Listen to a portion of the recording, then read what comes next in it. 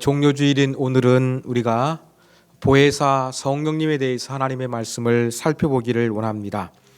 오늘 본문의 내용은 예수님께서 제자들을 위로하시기 위해서 하신 말씀입니다. 제자들의 상태가 어떠했는지 6절에 기록되어 있습니다. 도리어 내가 이 말을 함으로 너희 마음에 근심이 가득하였도다. 제자들이 근심이 가득했습니다. 그 이유가 무엇일까요? 예수님의 말 때문이었습니다. 예수님이 하신 말씀은 이제 제자들을 떠나 아버지께로 간다고 말씀하셨기 때문입니다. 예수님을 믿고 따랐는데 예수님이 떠나신다고 하니까 제자들은 크게 근심했던 것입니다. 원래 예수님의 의도는 죽음과 부활과 승천을 통해서 하나님께로 가는 것인데 제자들은 이러한 구속사역을 전혀 깨닫지를 못했습니다. 그래서 마음이 무거웠고 근심과 걱정이 가득했습니다. 이러한 제자들을 위로하시고 안심시키기 위해서 예수님께서 오늘 본문의 말씀 속에서 핵심적으로 하신 말씀은 바로 보혜사 성령을 언급하신 것입니다. 예수님이 떠나시면 공백이 생깁니다. 그 공백을 빈틈없이 메울 수 있는 분은 바로 성령님이신데 그 보혜사 성령이 오실 것이라고 말씀하십니다. 그리고 연약한 제자들을 위로하시고 대변해 주시고 지켜주실 이 성령께서 오실 것이라고 예수님 약속하여 주셨습니다. 자, 이렇게 보혜사를 약속하신 것은 요한복음의 독특한 특성입니다. 요한복음에는 보혜사를 보내시겠다고 3번 반복하고 있는데 여러분 마태, 마가, 누가 복음에서는 예수님께서 십자가에 달려 죽으실 것이라고 예고하는 것이 3번 반복됩니다. 요한복음은 예수님의 죽음을 예고하는 것을 강조하고 있는 것이 아니라 예수님은 십자가에 달려 돌아가시고 떠나시지만 보혜사 성령을 보내실 것을 강조하는 독특한 특징을 가지고 있습니다. 그 보혜사는 무슨 말일까요? 여러분 원어를 파라클레이토스라고 하는데 직역을 하면 도움을 주기 위해서 곁에 부르심을 받은 자라는 의미를 가지고 있습니다. 바로 우리에게 도움을 주시기 위해서 곁에 보내주신 분이 바로 파라클레이토스, 보혜사 성령이십니다. 그러시면서 예수님께서는 이제 제자들을 떠나가는 것이 유익이다 그렇게 말씀하십니다. 여러분 예수님이 우리 곁을 떠나신 것이 과연 우리에게 유익이다고 우리가 감사하다고 고백하기가 쉽겠습니까? 그렇지 않습니다. 우리를 위해서 기도해 주시고 우리에게 말씀을 가르치실 때 우리에게 감동과 뜨거움을 주시고 놀라운 능력을 행하시고 늘 사랑으로 품고 또 용서하시는 이 예수님을 떠나본다는 것은 정말로 힘들고 어려운 일일 것입니다. 그럼에도 불구하고 예수님이 떠나가는 것이 우리에게 유익이다, 제자들에게 유익이다 말씀하실 때에는 정말 무언가 좋은 것이 있기 때문입니다. 여러분 가장 큰 유익은 바로 무엇이냐면 보혜사 성령이 오시면 결코 떠나지 아니하고 영원히 우리와 함께 하신다는 것입니다. 지금 예수님은 떠나세요. 제자들이 그래서 걱정하고 있어요. 그런데 보혜사 성령이 한번 오시면 제자들을 결코 떠나지 아니하고 영원토록 함께 하실 분이시라고 예수님 그렇게 말씀하여 주셨습니다. 그리고 예수님은 이 땅에 하나님의 아들이시지만 육체의 모습으로 오셨습니다. 육체를 가지고 계셨기 때문에 시간적인 제약과 공간적인 제약을 받습니다. 그러나 보혜사 성령은 육신으로 오시지 않습니다. 영적이십니다. 그러므로 시간과 공간의 제약을 받지 않고 얼마든지 모든 하나님의 자녀를 돌볼 수가 있는 것입니다.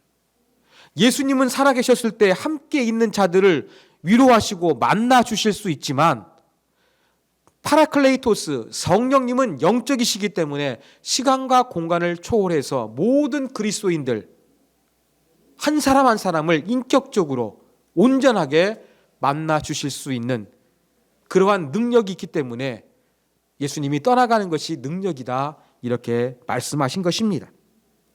또한 여러분, 예수님은 떠나가셨지만 오순절에 이제 성령이 임합니다. 불같은 성령이 임합니다. 그래가지고 강력한 능력이 나타나고 복음이 온 세계에 전파되기 시작합니다. 이러한 복음의 구원 사역이 가능하게 되는 이러한 능력을 행하시기 위해서 예수님이 떠나가시고 보혜사가 오시기 때문에 유익이다, 예수님은 이렇게 말씀하여 주신 것입니다. 자, 그러면 이제 우리를 찾아오셔서 영원토록 떠나지 아니하시는 보혜사 성령은 어떠한 사역을 하실까요? 두 가지 측면입니다. 하나는 세상과 관련된 것이고 또 다른 하나는 제자들, 즉 그리스도인들과 관련된 것입니다. 먼저 세상에 대한 내용을 살펴보겠습니다. 8절입니다.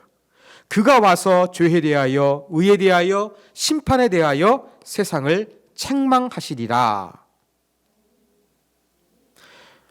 여러분, 이 책망이란 단어는 시시비비를 가려준다는 그러한 의미를 가진 원어의 단어입니다. 마치 예수님께서는 이 검사와 같이 지금 세상에 대해서 고소를 하고 있는 것입니다. 시시비비를 바로 잡자고 말씀하시는 것입니다. 죄에 대하여, 의에 대하여, 심판에 대하여. 이 세 가지가 바로 무엇이냐? 여러분, 여기 죄도 그냥 우리가 사회법을 어긴 것이 아니라 예수님을 거부한 겁니다. 의라는 것도 무엇이냐? 예수님에 대해서 죄가 있다고 신성모독죄라고 사형 판결을 내렸어요. 근데 그것이 잘못되었다고 예수님을 하나님께서 살려주셨어요. 이것이 바른 의라는 것입니다. 그리고 심판이라는 것은 세상이 예수님을 죽이는 도구로 이용을 당했지만 오히려 세상 하나님께서 예수님을 살리셔가지고 승리케 하시고 이 사탄을 패배케 하셨습니다. 이게 바로 심판이라는 것입니다. 자, 그래서 간단하게 정리하면 죄에 대하여, 의에 대하여, 심판에 대하여 책망하신다는 것은 완전히 지옥을 보내시기 위해서 말씀하신 것이 아니라 시시비비를 잘 가르쳐서 진리를 잘 드러내기 위해서 하신 것입니다. 어떠한 진리입니까? 죄, 의, 심판 전부 다 예수님과 관련된 것입니다. 예수님에 대해서 바른 것들, 하나님의 의도한 것인 것을 정확하게 세상 가운데 알려주기 위해서 파라클레이토스, 보혜사, 성령이 역사하신다, 이렇게 우리가 정리할 수가 있습니다. 자, 또 다른 한편으로는 보혜사는 제자들에 관하여 유익을 가져다 줍니다. 13절입니다. 그러나 진리의 성령이 오시면 그가 너희를 모든 진리 가운데로 인도하시리니, 이렇게 말씀했습니다. 여러분, 보혜사를 진리의 성령이라고 표현하고 있습니다.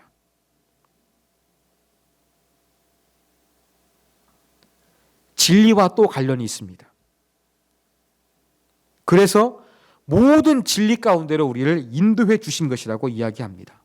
여기에서 진리는 우리가 학교 다니면서 배우는 세상의 학문적인 진리가 아니라 바로 우리의 유언자 되시는, 우리의 유일한 구원자 되시는 예수님에 대한 것, 이것이 바로 진리입니다. 바로 예수님에 대한 이 진리 가운데로 예수님을 잘 알 수 있도록 우리를 어떻게 하신다고요? 인도하신다고 말씀하고 있습니다. 사랑하는 여러분, 보혜사 성령, 오늘 성령을 주제로 설교하고 있는데, 여러분, 성령 하나님 이 단어를 들으시면 여러분 머릿속에서는 무엇이 연상이 되십니까? 성령 충만. 여러분, 그게 떠오르지 않습니까? 놀라운 능력을 행하는 것, 신비로운 체험을 하는 것, 병이 낫는 것, 어떤 심리적인 평안을 얻는 것, 막 방언을 하는 것, 이러한 것들이 떠오릅니다. 주로 이러한 것들을 떠오르게 되는데, 이러한 모든 것들은 전부 다 성령의 은사적인 측면이에요. 성령의 선물이라는 것입니다. 그래서 우리들은 이 은사적인 성령 충만, 막 뜨겁게 찬양하고 기도하고 신비한 체험과 능력을 행하는 것을 성령과 관련해서 우리는 많이 연상을 하게 되는데, 예수님이 말씀하신 성령은 무엇에 초점을 맞추고 있습니까? 진리에 초점을 맞추고 있다는 것입니다. 진리의 영이시라고 그래서 표현하고 있는 것입니다. 자, 보혜사 성령이 무리를 위해서 하시는 사역 가운데 예수님이 말씀하신 중요한 사역은 무엇이냐면 우리를 모든 진리 가운데로 인도하시는 것입니다. 왜 진리의 영의 인도함이 필요한지 제가 간단한 예를 통해서 여러분에게 말씀드리고자 합니다. 여러분, 미국 휴스턴에 가면 이 조엘 오스틴이라는 목사님이 사역하는 큰 대형 교회가 있습니다. 저는 이 교회 청년 때 그렇게 예배를 본 적이 있거든요. 왜냐하면 그 교회가 막 그 국기를 많이 걸어놓고 했는데 바로 그 교회더라고요. 아버지가 한 몇천 명 교회를 이루었는데 세상을 떠나셔가지고 조엘 오스틴이 방송국에서 근무하다가 이제 아버지를 뒤이어가지고 목사가 되었습니다. 그래가지고 아버지도 큰 목회를 했지만 아버지보다 더 유명한 교회를 만들었습니다. 그런데 교회를 크게 부흥시켰지만 부정적인 비판도 아주 많이 받고 있습니다. 제가 플레이에서 목회학 박사를 공부할 때 예배학을 배우는데 예배학 교수님이 뭐라 그랬냐면은, 내가 미국인으로서 조엘 오스틴 목사에 대해서 여러분에게 다 사과합니다, 이렇게 말할 정도로 신학적인 문제가 가지고 있는 분이 조엘 오스틴 목사입니다. 이분은 근거 없는 일화들과 잘못된 성경을 이야기하는 것으로 조금 미국 내에서 유명한가 봅니다. 책에 나와 있는데 그 중에서 가장 대표적인 것 한 가지 말씀드리겠습니다.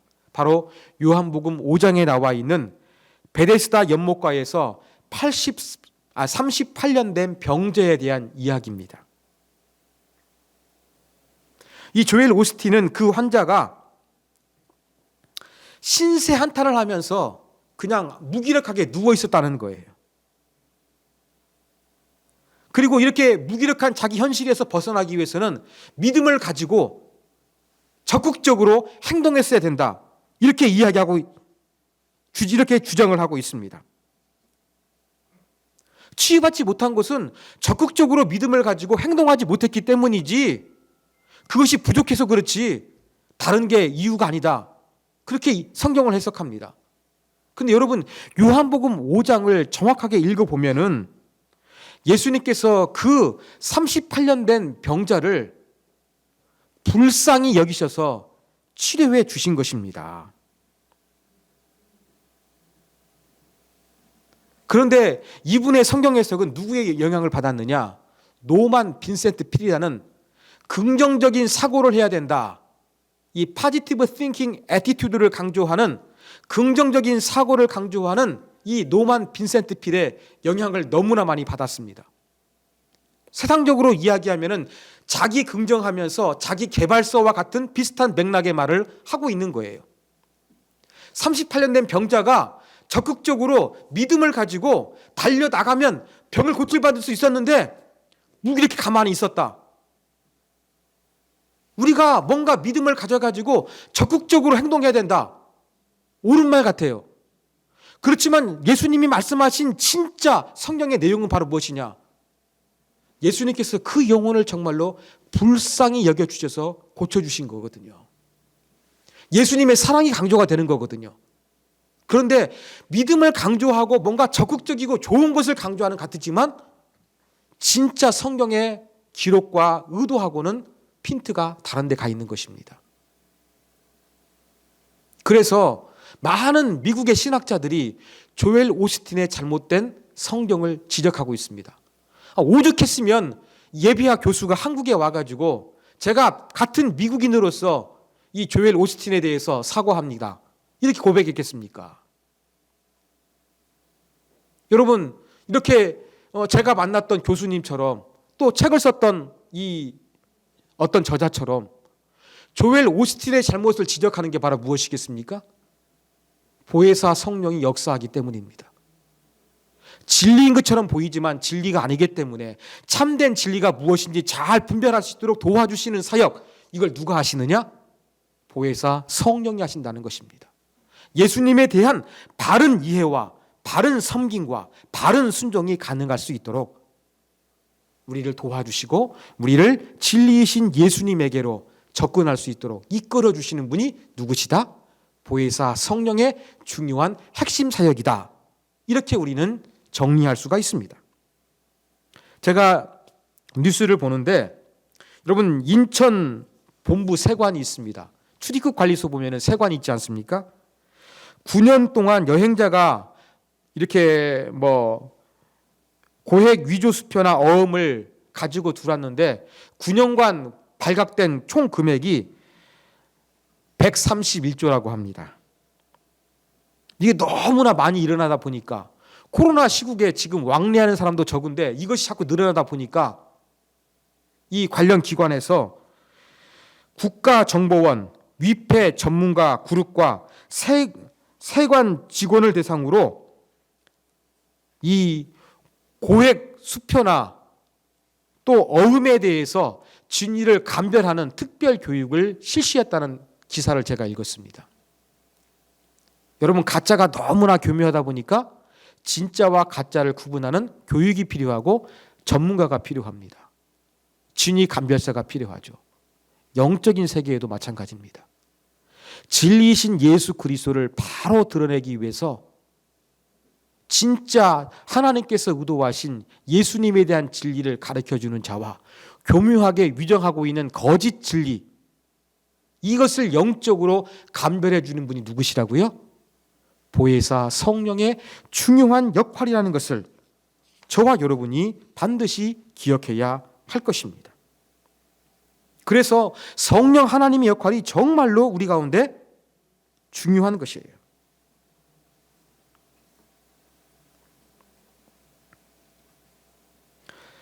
자, 이렇게 예수님에게로 우리를 이끌어 주십니다. 그런데 그 이유가 무엇이냐? 그 해답을 12절에서 찾을 수가 있습니다. 12절, 내가 아직도 너희에게 이를 것이 많으나 지금은 너희가 감당하지 못하리라. 제자들의 영적인 상태가 하나님의 구원 계획을 온전히 이해할 수 없기 때문에 예수님이 아무리 진리에 대해서 말씀하고 설명해 주셔도 이거 완전히 그냥 속 위에 경이는 거하고 똑같은 겁니다. 시간이 필요한 거예요. 경험이 필요한 거예요. 그래가지고 예수님께서 뭐라고 말씀하십니까? 할 말이 진짜 많은데, 진리를 가르쳐주고 싶은데 너희가 지금은 이해할 수 없기 때문에, 감당할 수가 없기 때문에, 진리 가운데로 나아가지 못하니까 보혜사 성령이 이러한 부분들을 너희를 위해서 내 대신 감당해 주실 것이다 말씀하셨습니다. 여러분, 예수님은 길이요 진리요 생명이라고 말씀하셨습니다. 바로 예수님이 하신 말씀이 진리요, 예수님께서 보여주신 삶이 바로 진리인 것입니다. 그런데 사람들은 이 진리이신 예수님에 대해서 제대로 이해하지 못합니다. 조엘 오스틴 목사가 성경을 왜곡해서 해석하는 것처럼 우리도 마찬가지입니다. 예수님을 진리로 받아들이기보다는 내게 유익을 주는 것, 내 인생에 도움을 주는 것, 이런 것들만 받아들이려고 하지, 그 진리 그 자체를 마음을 열고서 받아들이지 못할 때도 우리는 많이 있는 것 같습니다. 이러한 유약한 우리들을 위해서 바로 성령이 오신다는 것입니다. 그래서 진리 가운데로 예수님을 잘 알 수 있도록 이끌어 주시는 역할을 하시는 분이 누구시다? 보혜사 성령의 역할이라는 것입니다. 자, 진리 가운데로 우리 이끌어 주시는데 그 성령의 역할은 두 가지로 그 내용을 나눠 볼 수가 있습니다. 13절입니다. 그가 너희를 모든 진리 가운데로 인도하시리니 그가 스스로 말하지 않고 오직 들은 것을 말하며 장래 일을 너희에게 알리시리라. 한 가지는 뭐예요? 자의적으로 스스로 말하지 않고 오직 들은 것을 말씀하신다는 거예요. 성령 하나님께서 진리를 말씀하시는데 하나님 아버지의 말씀, 예수님을 통해서 들은 그것을 이야기하지 자의적으로 마음대로 각색해 사는 것이 하나도 없다는 것입니다. 다른 말로 하면 진리 자체만 말씀하신다는 것이겠죠. 또 한 가지 장래일. 이 장래일을 말씀하신다 그러니까 우리가 알 수 없는 미래에 대해서 말씀하시는 것처럼 생각하기가 쉽습니다. 러시아와 우크라이나의 끔찍한 전쟁이 끝날 것인지 장래일을 가르쳐 주시는 거 되겠습니까? 내일 주식시장이나 비트코인 열리게 되면 얼마나 오를 것인지, 어떤 종목이 오를 것인지 정확하게 가르쳐 주는 것이 장래일이겠습니까? 그러한 의미가 아닙니다. 여기에서도 장래일은 예수님에 대한 미래인 것입니다. 그러니까 13절에서도 들은 것을 말한다, 오직. 그리고 장래일을 이야기한다. 이 내용도 모두 보면 전부 다 예수님과 관련된 것임을 우리가 알 수가 있습니다. 자, 그러면 지금까지 우리가 보혜사 성령에 살펴봤는데 공통점이 있습니다. 그 공통점이 무엇입니까? 진리와 매우 밀접하게 관련이 있다는 것입니다. 보혜사 성령의 핵심적인 사역은 진리이신 예수님과 관련된 부분과 너무나 많다는 거예요. 예수님은 이것을 강조하셔서 말씀하여 주셨습니다. 성령의 사역은 진리이신 예수님을 드러내는데 집중하고 있습니다. 자의적인 거 하나도 없습니다. 왜곡하는 거 하나도 없습니다. 그런데 우리가 기대하는 성령의 사역은 무엇입니까? 진리이신 예수님을 잘 알기보다는 신비한 체험,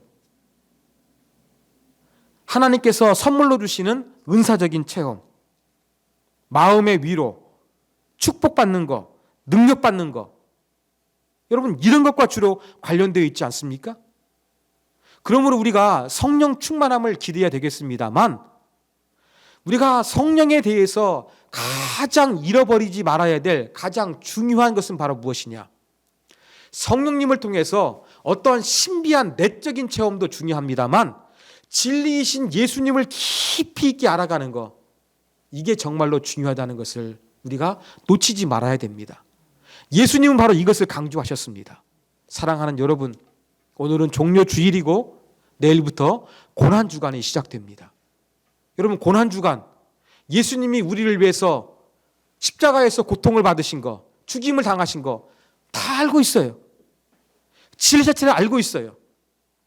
그렇지만 보혜사 성령이 오셔가지고 어떻습니까?